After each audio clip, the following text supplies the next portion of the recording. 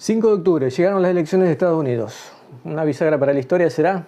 Bueno, estamos al borde de una guerra nuclear que probablemente, si ocurre, nos deje sin planeta, o por lo menos con un gran porcentaje de él destruido. Entonces, es interesante lo que puede llegar a pasar acá, y además con los problemas que hay y los cambios que hay hoy en día a nivel mundial, ¿no?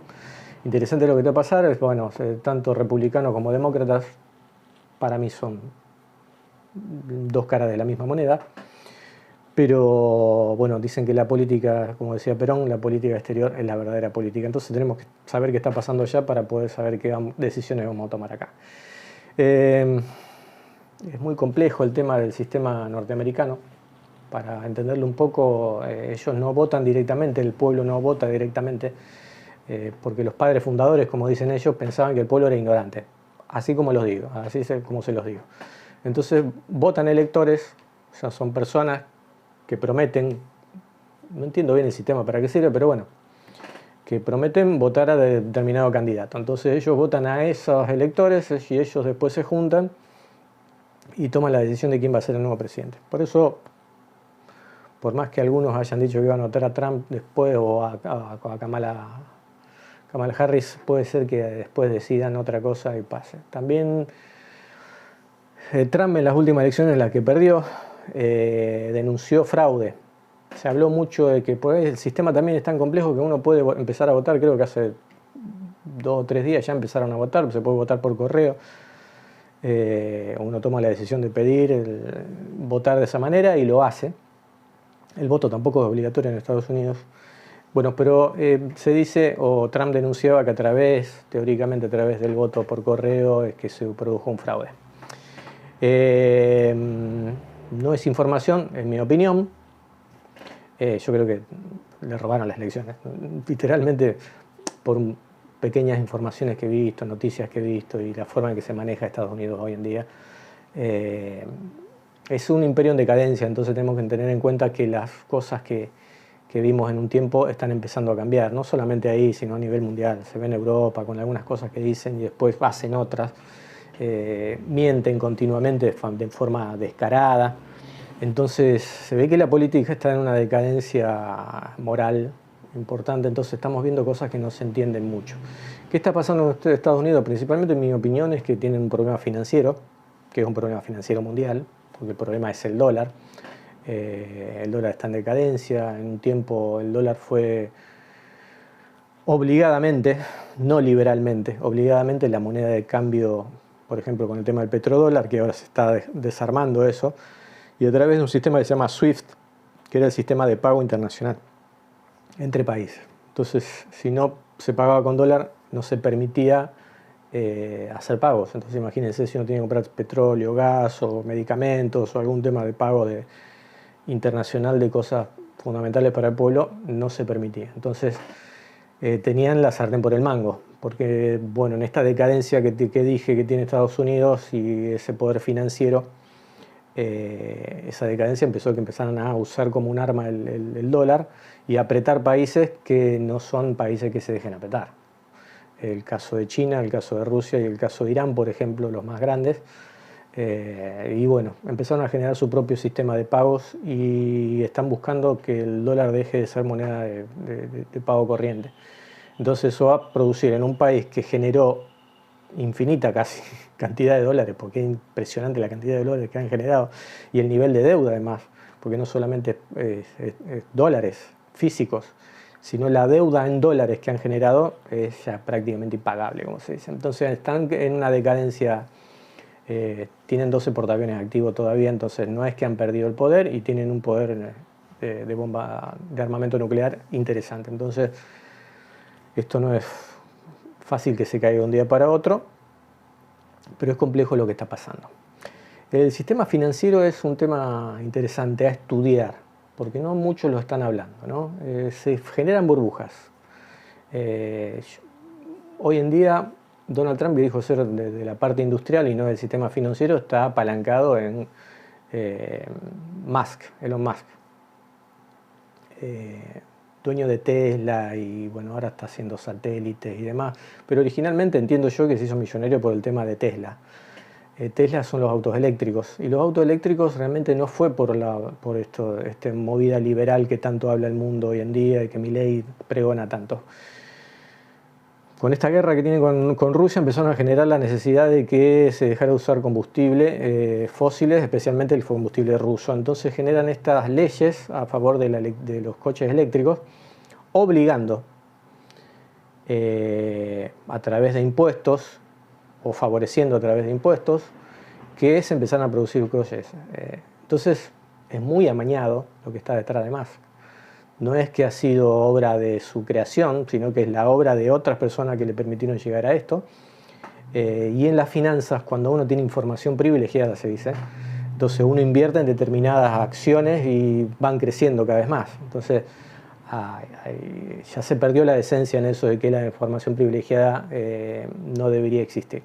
Ahora existe y ya casi es moneda corriente, incluso entre los políticos norteamericanos. Hubo varias denuncias de políticos norteamericanos que han invertido en determinados lugares basados en información privilegiada y nadie les hizo nada. A ese nivel está llegando la justicia internacional, no solo a la Argentina. La Argentina es un desastre, especialmente la federal, de pie a cabeza, pero el resto del mundo está por el mismo camino. Las promesas de Trump, volver la industria a su país, que a través de la globalización, que no me voy a meter en ese tema porque recién tuve que borrar un video porque quise explicarlo y es muy largo, la industria permitió que saliera, yo creo que apalancado en la creencia de que las finanzas norteamericanas iban a ser eternas, pero vemos que las burbujas están explotando por todos lados.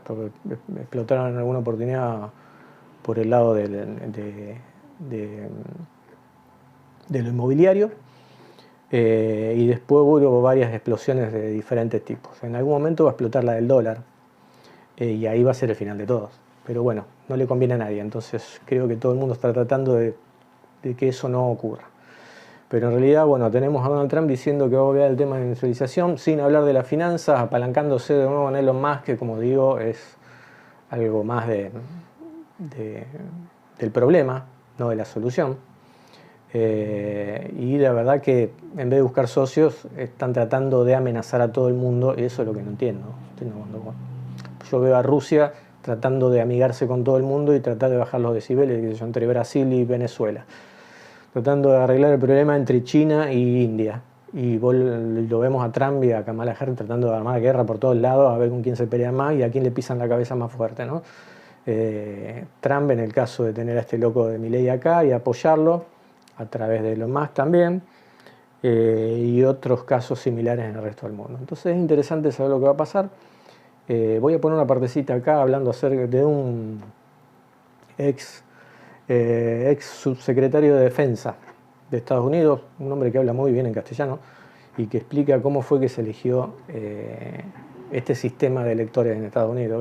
Vean la cabeza que tenían para decir que, bueno, que el pueblo era ignorante. Mira, cuando los padres fundadores se reúnen en esta asamblea constituyente en el 1787, la mayor parte de su tiempo se enfocó en el poder legislativo.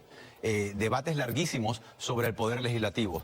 Si el Congreso iba a tener una cámara, dos cámaras, cuáles son los poderes del Congreso, cómo se eligen a los congresistas. Después de días y días de debate sobre el poder legislativo, llegan a la discusión del poder ejecutivo. Y ahí la mayor parte del debate no fue sobre los poderes del presidente, como hablaremos un poco más adelante, sino cómo se elige el presidente. Habían unos que decían el presidente tiene que ser electo por el voto popular, que el ciudadano vaya, vote y el que saque más votos es el que se convierte en presidente. Muy lógico, ¿no? Pero muchos decían, no podemos permitir eso, porque no podemos permitir que la ciudadanía, que es poco educada, que es ignorante, elija al presidente. Pensaban que podía venir un candidato, un demagogo, y los podía persuadir.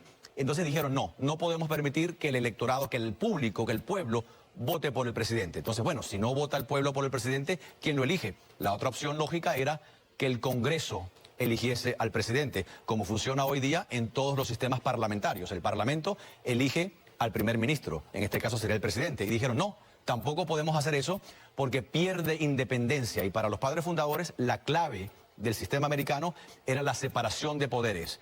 el sistema de pesos y contrapesos. Entonces dijeron, no queremos que el público elija, el pueblo elija al presidente, porque puede llegar un demagogo y los va a persuadir porque son ignorantes, decía, pero tampoco podemos permitir que sea el Congreso.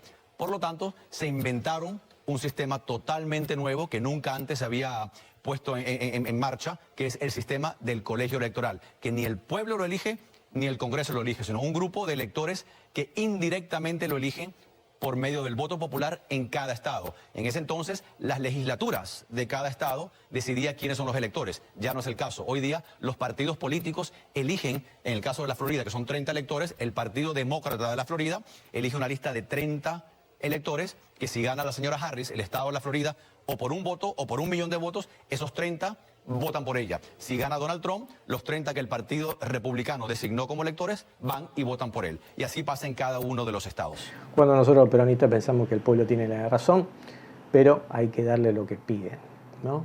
Y cuando no le damos lo que piden, posiblemente vamos a terminar con un Milei en el gobierno. Bueno, los dejo con esto, leo sus comentarios y los voy contestando. Y perdón por haber estado desaparecido por unos días, ¿no? Pero estaba haciendo algunas cosas personales. Recuerden que esto es a pulmón, edito, busco el material, voy estudiando. Me gusta el tema de la política, me gusta estudiarla, me gusta informarme y por ahí me gusta un poco hablar del tema. Pero cuesta trabajo hacer todo esto, entonces les pido disculpas si a veces no tengo el entusiasmo. Pero por ahí si quieren colaborar, a veces pongo algunos puntos de colaboración ahí para entusiasmar un poco más al creador de todo esto. Les mando un abrazo y gracias por estar acá.